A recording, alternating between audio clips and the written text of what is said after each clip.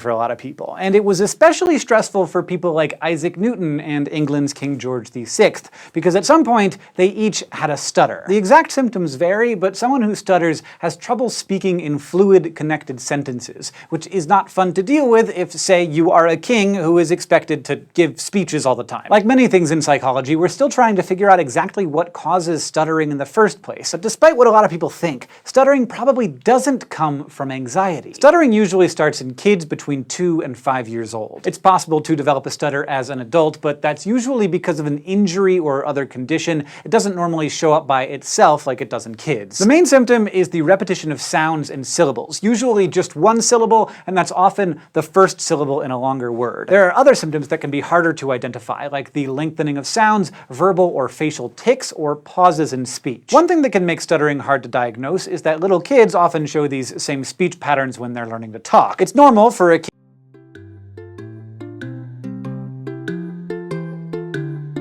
stutter, stutter, stutter.